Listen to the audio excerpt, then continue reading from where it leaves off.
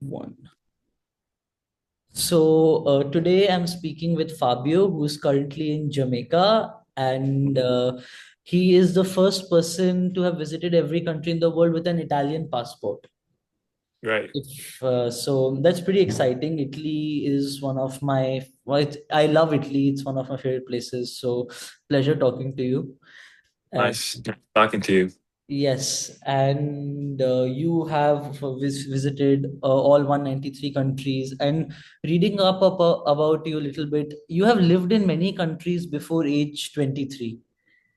Correct. Yeah, I did. Yes, Yeah.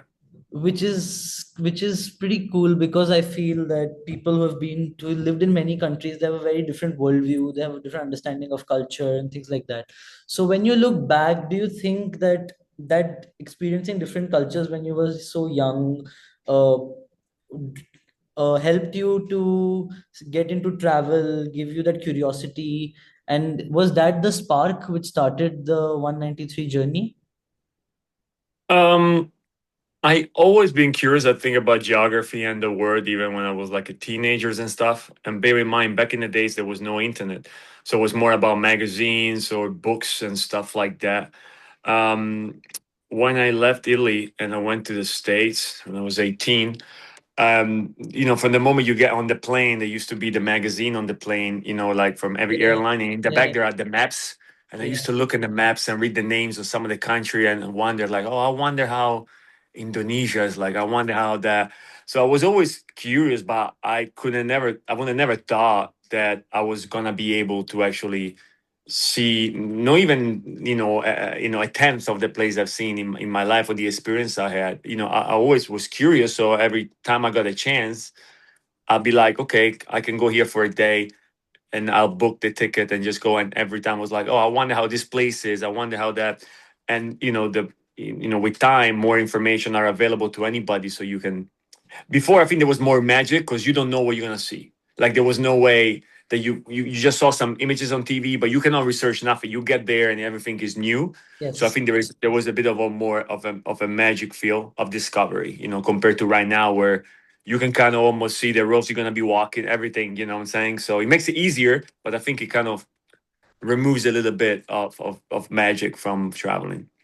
But also, I feel in the earlier times, as you said, you used to go to a place, you used to not see anything. You were forced to talk to people, ask them what the good places are over here. But right Yeah. now, everything is on Google Maps, everything is on TripAdvisor, everything is on Bookings.com. So I feel it's also pulling away the human aspect of travel these days, which earlier was there. You had to earlier when you reached, for example, I know my parents and my grandparents, they used to go on these world tours, and which used to happen, and then they used to go there and they used to have no idea what the places there are to eat, what the things they are. So they had to talk to people, they had to go to, they had to, and they were vegetarians, so they had to go and find Even more places, difficult. even more difficult at that point of time. So they had to talk to people. But now I feel everything has become very technological as well. So I feel travel is pulling away that human thing as well. So what do you have to say to that? Because human connection is also.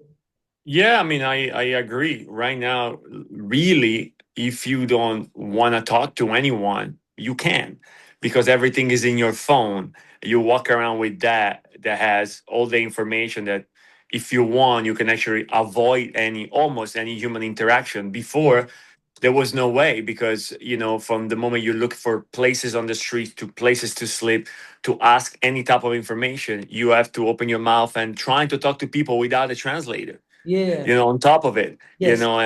and so there was a more you had to interact. There was no way about it, and yeah, for sure, those interaction could open up to more experiences. Right now, as we said, like you can kind of avoid that, and you can only pick and choose when you want to interact or experience to deal with a local or anything. I think maybe now there is less surprises for sure, than before, and yeah, you can say maybe took a bit away from having to interact a human interaction with other people in different society. Yes, even I agree. And also some of the most fruitful experiences of my travels have been making friends along the way, have been discovering places while talking to people, and there are some places which I still feel are not on which is not on Google, which you can only get to know through people and through their recommendations and some hidden gems in the city or something like that. So that's why I feel talking to people is utmost necessary, and that's one of the big things which pushes me to travel and talk to different people as well. Yeah, that's true. I agree. I mean, there are certain things, whatever city you visit, then it might not be on that YouTube channel that you watch or in that blog that you read and so forth, but only a local could say, all right, this is what's happening in this part of the city today. There's Yes, no tourist that you're gonna yes, go and experience that. yes, That's kind of thing what you're talking about, and that's true. That's still happening. Yeah, that's yes, still happening. yes. You were traveling a lot, but then the goal someday must have shifted to I'm going to finish every country in the world. So Um, yeah, I mean, I never thought about, to be honest, till I think 2013. It was almost a decade ago, more than a decade, 12 years ago, when I think I would just randomly think, oh, I wonder how many countries I've been. And I start counting them. And without even, that wasn't the plan. I think I'd been to like 130, 135. But, wow, I was like, without huh. counting. Yeah. I was just randomly always trying to go to new places, but that wasn't the goal. And I was like, huh, I wonder if I could actually see them all. But, and I remember seeing a YouTube video of this guy called Graham Hughes. He's a red hair guy from England. He was the first one, I think, to actually travel every country without flying. Okay. Crazy, yeah, in 5 year, crazy experience. And I watched his videos and I was like, huh, that sounds exciting. And I think that if anything happened tomorrow as a legacy, I think to have set foot in every place in the world, every country, it's pretty cool. As doesn't matter what I'll do next. So that's kind of how it started. And of course, I've been to several countries many times. Yeah. This is my fourth time to Jamaica. I've been to Brazil maybe 20 times, the US. So but I started to trying to see if I could go to all, and certain of these countries are very intentional because you're not gonna end up by mistake in South Sudan or in Central African Republic, or Yeah. so you're like that needs planning. It's not a place that you go by randomly. So and yeah, I started more planning around those, still doing trips that to, let's say, more conventional normal places, but also like, okay, let's see if I can actually, and I think in the last country I visited, was the one missing was Yemen in November 2017. Okay. um so yeah, that's kind of how that happened. But I didn't never started like that. I said till I was like 33, I was just randomly traveling, and I always want to see new places, but it wasn't like, okay, that's what I'm gonna be doing. But then that's a very good angle to look at it as well, because you're not just doing it to count countries, you're doing it to actually experience every place, and you're actually doing it to visit everything. So I think that's great if it didn't start with counting countries. It's the best way to look Yeah, at it. I agree, because I mean it's I think it's, if you're able to, one in a lifetime experiences.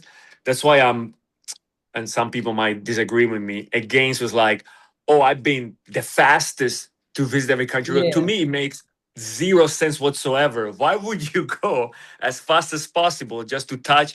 Because now you're not going back tomorrow, to say, oh, I was the fastest is a marathon. Okay, I'm the fastest, but to do something like, which is such a massive life experience of learning, I would never want to be the fast. Like, that's kind of like doesn't make any sense to me. But then some people will disagree with me, and that's okay. You know. Yes, but again, slow travel, enjoying the place more deeply is far more rewarding as well. And people who you said have visited every country the fastest or have done something like that, then maybe the purpose is just that it's not going to every country in the world and not exploring the cultures, the food, or whatever it is. Then I think the angle at which they're looking at the whole thing changes as well.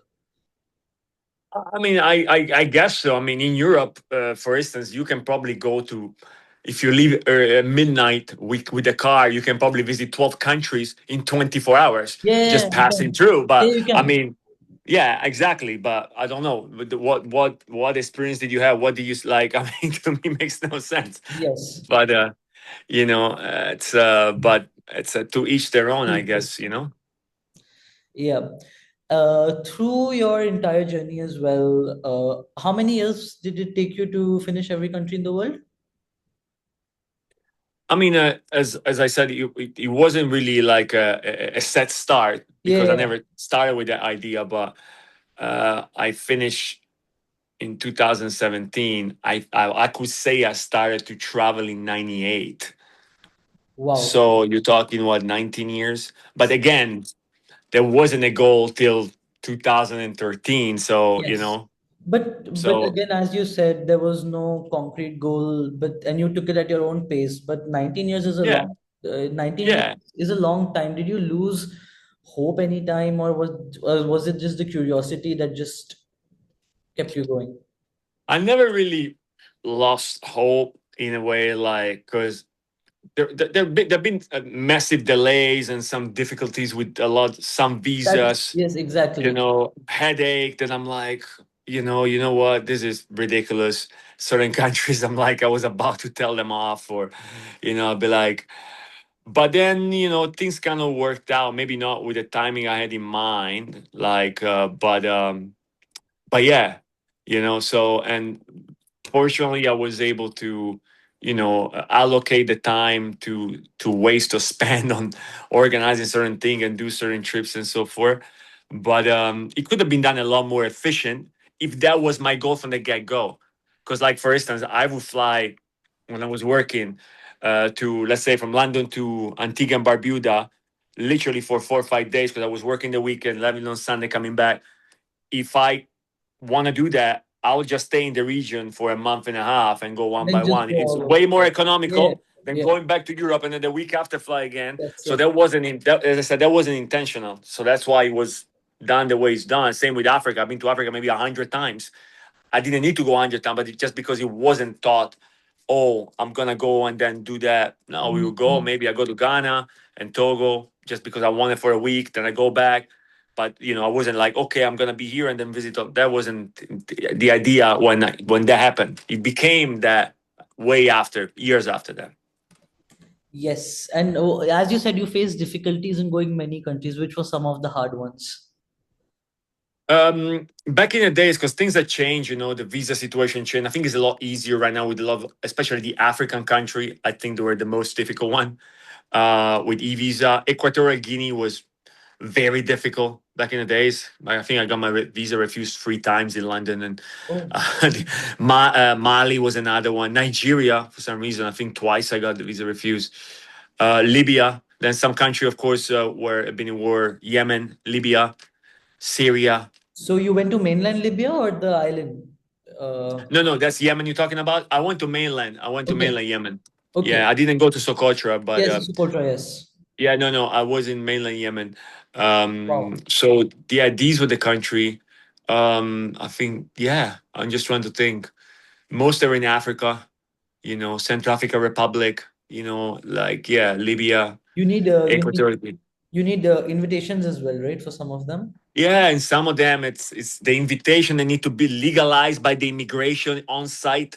They had some really crazy requests. I think Equatorial Guinea was the invitation letter needed to be legalized by the Ministry of National Defense. Something like, I'm like, how Wow. do I get that done? Like, yeah, That's that's pretty tough. yeah. So they would have this crazy request, and it's very time consuming, expensive, because some of these African countries, people think it's very cheap. It's very expensive because the visa are very expensive. You need to pay many people to get that done, Yeah, and yeah. so it's people think it's very cheap, but a lot of the very backward country, the most underdeveloped, they are the most expensive. Makes no sense, but that's just how it is. But that's all. That's a thing in many cases. For example, for instance, Bhutan, they're charging $200 a day Yeah, per yeah, person. So those places, like, they are expensive, and there's not many tourists. So the people who have tourism, they are just yeah, people who are offering hotels and all. They're just hiking the prices up.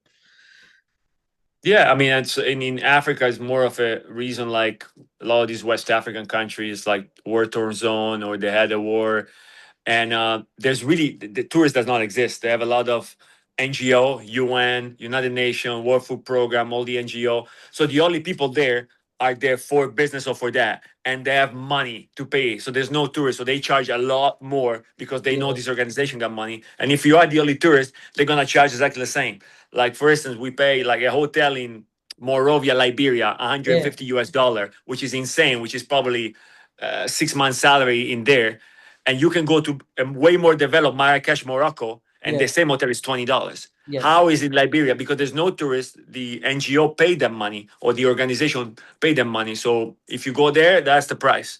You know, even though it's no one wants to go there, but I'm just saying, Yeah. it's so But yeah, I understand. Like you said, all these places people are going, like you went to, and many people I feel right now are just going to places which are famous or which they know about, which is okay to some extent, but they are losing the curiosity, and they're losing the so I would say almost like a childlike wonder which you have to explore new places, explore places which probably you haven't heard of or you haven't been to, and they're just going there for Instagram photos and other things. So what do you have to say to that, who are not exploring off the beaten path, who are just sticking to the conventional route? it's. I think it's a shame because I always tell some other people the world is so big. Yeah. Like how you go back to the same place every year to do the same experience maybe that you do home. I don't Yeah. understand it. Yes. Because it's like reading the same page of a book over and over. Yes. That's to me, I just don't get it. And yes, people are very much driven, as you said, by what they see on the internet and ego driven to go there and having to take, which is okay because some places are worth it. Like Machu Picchu, it is worth it. If everybody goes, but I think it's or Petra Jordan or the Taj Mahal, it is worth it.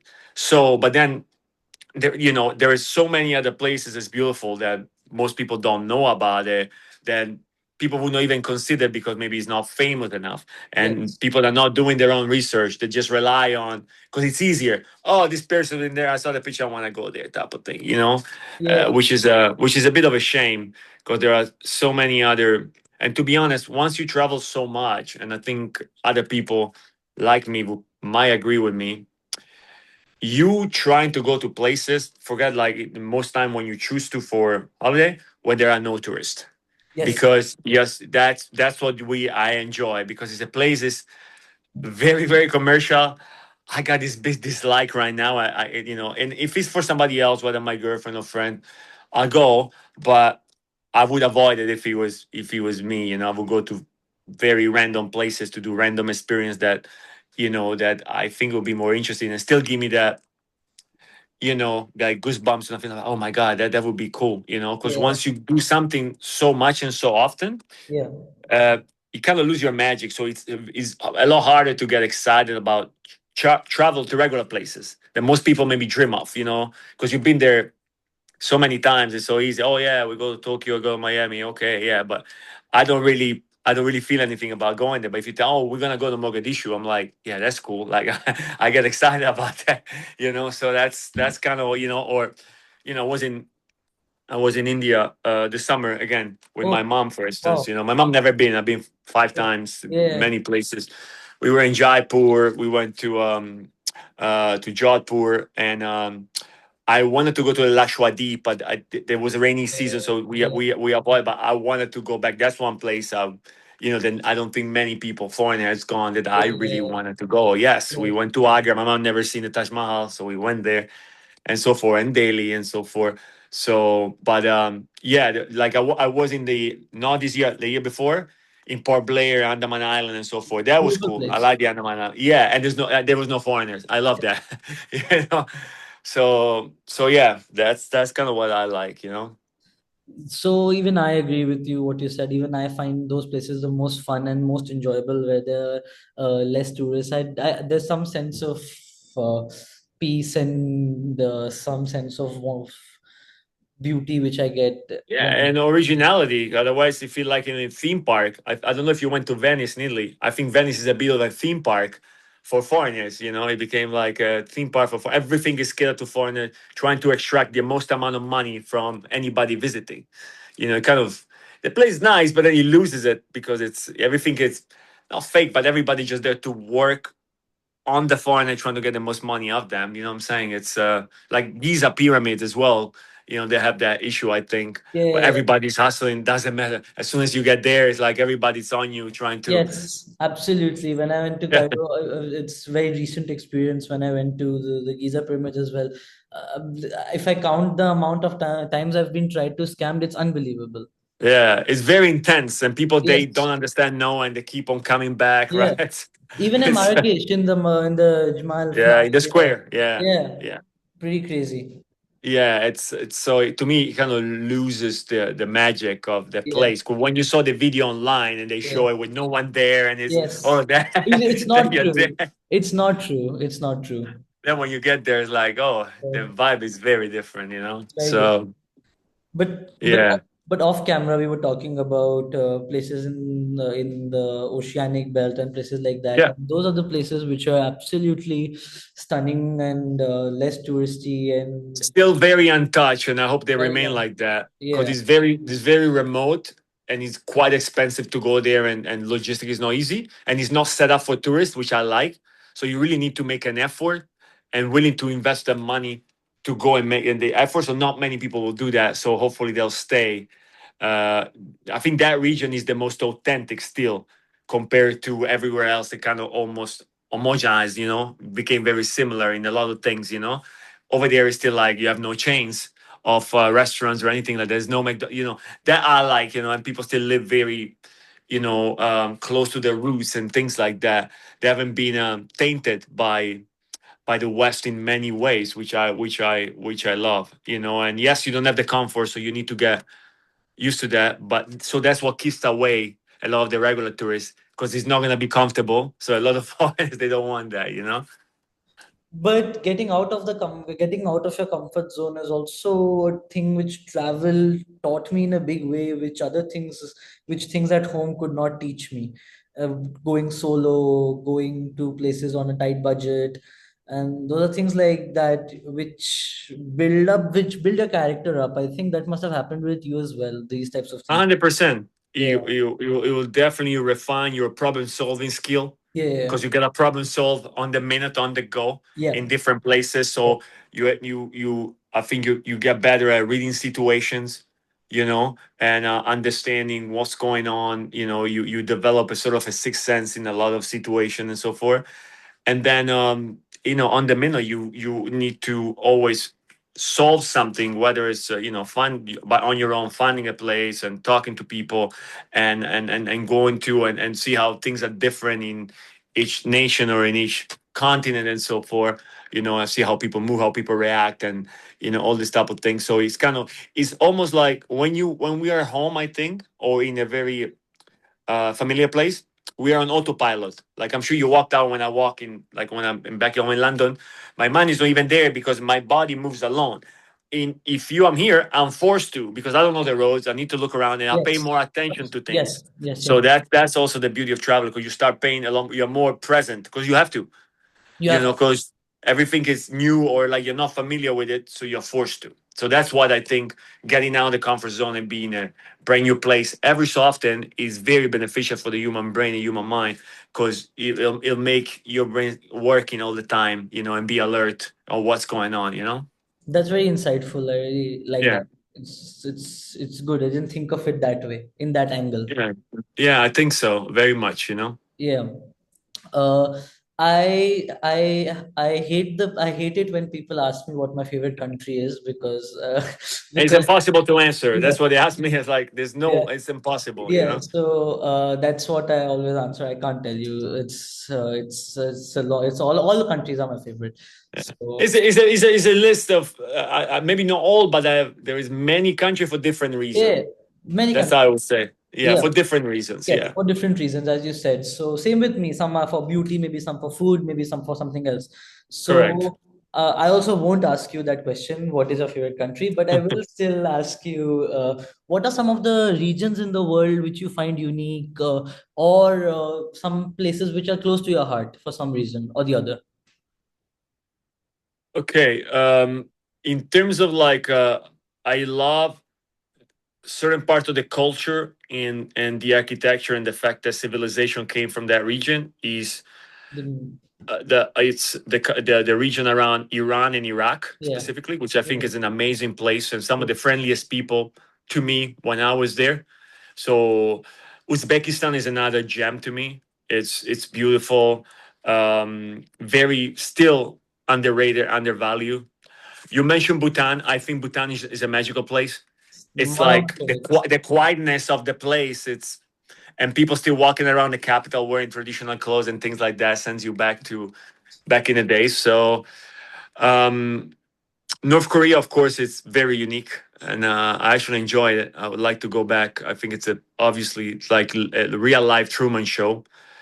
The Pacific, specifically Tuvalu and Kiribati, are two of my favorite. Together also with the Solomon Islands, which I thought that the friendliest people in the world, I think, was probably the Solomon Islands, where everybody say you tell you hi while you're walking by randomly. Like I never experienced that anywhere else like that. So those I think are the place that for some reason like like a special place, like Yeah, really unique place, I think. And most people, when if somebody, let's say, very normal, like conventional, ask you, and the first thing I say is like, "Oh, one of my favorite places, Iraq," because they don't know anything about Iraq. They only heard on the news, so it's really hard for them. Like, really?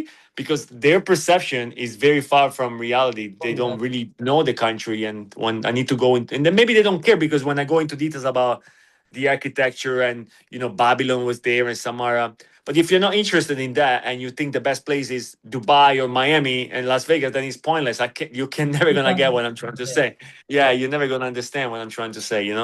But and I also agree with you on that Western media is giving a negative assumption about places, some places, and which is somehow ingrained in us, and it deters us from traveling to those places to some extent. It pulls us back, and I've been talking to people, and they've just been saying that the Middle East and this part of the country, this part of the world, is such a beautiful place. Places in Oceania, places in some places in Western Africa, and they're Also, yeah, so there are places absolutely maybe not very touristy or not very luxurious, if I would say point it that way, but places with deep culture, deep excellent people, very good food.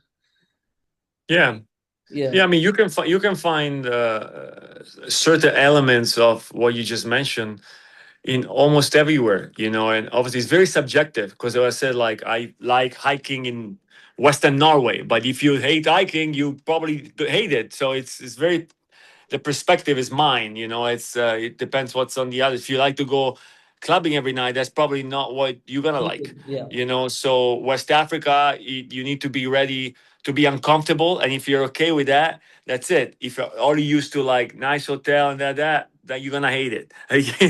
So it's all that. It's very subjective, and traveling, I think in general and visiting places, So yeah.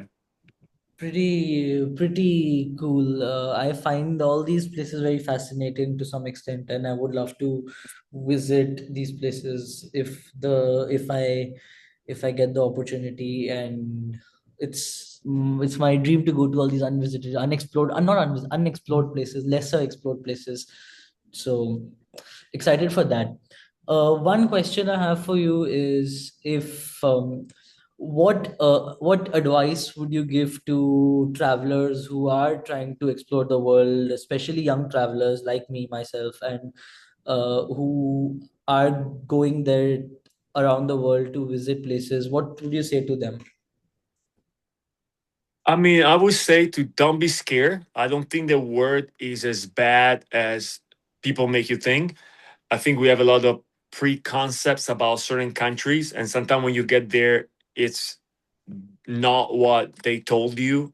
It would be, and be open minded to things. So unless somebody proves you that wrong, then just give the benefit of the doubt, because if you're too closed up, you don't really get to experience that because you have all the they told me not to. They told me that. Just of course be alert, don't be naive. But at the same time, just trying to experience as much as you can and try stuff like I never want to eat my food wherever I'm at. Like if I'm in India, I want to go in Nepal. Doesn't matter. I'm gonna find something I like. You in Benin, show me what you have. I'm gonna find. You know, be a bit adventurous. Because otherwise you miss out on that. And so forth. And trying to be in the middle of local people as much as possible, because I don't understand even sometimes even the Caribbean, for instance, is a region that, just to explain you that, there are people who travel here, whether it's Jamaica, and they'll fly, they'll go to the resort, which is in front of the beach, which they're not going to interact with almost anybody besides working there. They'll stay there, they go to the beach 1 week, and then they fly back. They could have really been anywhere else because they haven't seen anything about Jamaica or the Bahamas or DR. That I don't understand. And a lot of foreigners or tourists, I think they make that mistake. Oh, I was in Mexico. Like, what do you see? Oh no, I was at this great resort for star. Then you can just be in the pool at in wherever you're from, and it's kind of the same Yeah, it's experience. You exactly. didn't need to fly 11 hours to go and experience that. Yeah, So that's, try to find out if there are any local events or maybe non-tourist events and stuff. Like I ended up in a really funny situation. Like one guy in the Congo in Brazzaville took me to a funeral party because somebody in the village died. I was like, "You want to come?" Okay, and I went, and all over blue, and I was just very curious. I ended up in a wedding actually in Mauritania when I met a guy in near Cinquetti. I was the only foreigner. I was trying to find out to get to a place, and then one point it's like, "You want to go to a wedding?" I was like, in Natar? I was like, yeah, who's that? Oh, it's my friend. Don't worry about it. Okay, so we went. He got me this Mauritanian dress to put on. yeah, And it's funny because I was the only foreigner. People walked in and then they look at me like, where is this person coming from? Because I'm the only one who obviously looks different, doesn't speak Arabic. But it's just an experience, that's, yeah, I always going to remember this type of thing. If it would be like, very close, I would never experience all those things. never. Yeah, So that's just an example, of things yeah, that could happen that, if you're open minded, you can get to experience while traveling, and yeah, that's what I would say, and now I think it's easier is as easy as it can be to go to exactly. certain places. So the information that there is a lot easier. Before it was very difficult to try to find info to even trying to plan a trip, especially like in place of Africa. It's like, because there's no schedule, there's no timing. Like you need to kind of always find somebody else who did it, or now it's a lot easier, so there's really no excuses. Mhm. Why not choose? And it doesn't have to be expensive as people think. Like people go to Ibiza in the summer, spend 3,000 euro in 1 week, which I think is insane. Like if you plan, you can see 15 countries in Africa with that money if you're willing to, not be super comfortable by experience. And that also for a So very long period of time. yeah, yeah, correct. I know many friends who, like, they go to the same place. They go to Sardinia every summer, and one summer they in 1 week they spend 3,000. That's crazy. Like I tell them, I can take you around the world with that money and give you change. I'm like, if I pre-plan flights and so forth, I just don't get it. But it's to each their own, I guess. Because people feel like, oh, but it must be. It doesn't have to be. It can, but if you pre-plan and you're willing to be like, okay, it's not gonna be super comfortable, but that's okay. That's my budget. You can actually stretch it very much, you Yes, know? yes, So, yes, absolutely. You yeah. you should make your own perspective, be adventurous, be spontaneous. All the things I agree with. And since you're Italian, I have to ask you this. And you talked about food. That's why. What are some of your favorite cuisines in the world apart from Italian food? I'm very easy with food because I like almost everything, but I would say, because I like meat and fish, I like Brazil a lot because they eat a lot of meat, and I love acai, uh, which is one of their things as well. Um, Japan as well, Yeah, which people only think Japan sushi meal, but they have 14, 15 they, different kinds of food in they Japan. hardly. I went to Japan and sushi. Okay, it's not a big deal over there. But there's so many shabu shabu, yakitori. There is so Yes, many other ramen. There yes, is so many other than most. So that's what I think. And even the thing about Japan, that even in the cheapest place, I think the quality of the food is so high. in Excellent. Japan. Yeah. Even when you go to 7-Eleven or Family Mart, even that Yeah, quality. that uh, was some of the best food I've had. I've skipped my meal uh, so that I could have at 7-Eleven and Family Mart. exactly. So it's I would say that, and then I love fish. And in the South Pacific, like I remember going, we in Tuvalu, woke up in the morning, got on the back of the motorcycle, and went to the market with everybody because they sell fish by the pound. They have it Yeah. everywhere, and we got it cooked, and that was pretty amazing. Wow. So yeah, those places where they have fresh fish, and Brazil for the meat. Argentina does meat very well too, but Brazil just the variety I think is. And yeah, that's what I would say. Even though, as I said, I'm very Like, fairly easy with food. yeah. Yeah, yeah, Pretty cool. So yes, that's all that I had to ask. It was really a fun chat. Learned a lot. And, definitely. and your experiences are absolutely crazy and very inspiring, and That's lot good. to lot to learn from. And oh, one more question. Yeah, A lot of my friends and family, they love Italy and they love going to Italy, but I think they're always stuck in, the famous places and the as tropes. most people do. Yeah. Yeah, as most people do. So, as an Italian, can you recommend some tips, some places in Italy which you should go, which are I think one place that is only mostly Italian go, but I don't think many foreigners, is a town called Tropea in okay? Calabria. You spell Okay. Tropea. It's a beautiful town in the summer on the beach.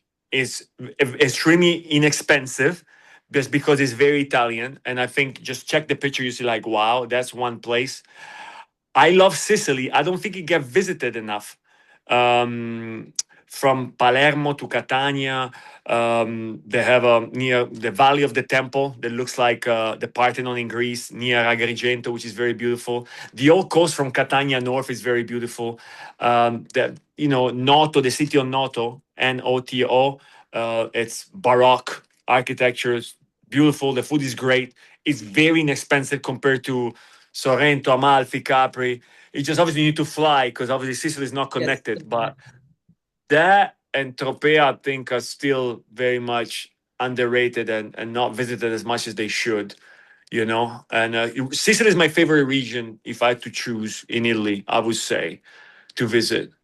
You know, Yes. so I am planning a trip to Tunisia and Malta.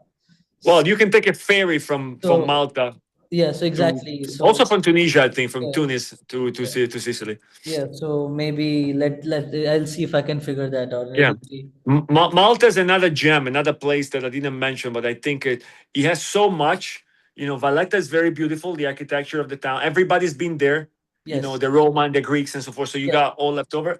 The beaches are very nice on top of it, so it packs a lot in the small country. So yeah. I'm very excited, and it's all looking at the map, and I'm like, oh, Malta. Okay, can we just see Tunisia as well? And then if that's possible, let me do Palermo you as well. can, yeah. And I think And they have an overnight ferry for sure from Malta. I think from Tunisia to Sicily, to Pozzallo, if I'm not wrong. And one to Trapani, I think, in Sicily, just in case. But they also have flights, which if you book yeah, in advance, is very cheap. yeah, You they're know, very cheap flights. yeah. If you book in They have advance, is not they have not opened up yet. They opened 6 months before, so we are planning in later in May. yeah. Ryanair or EasyJet flies there for sure, or Wizz Yeah. Air from there. So Yeah. if you book in advance, it's very cheap. It's like Indigo, and stuff like that. Yes. So Yes. so yeah.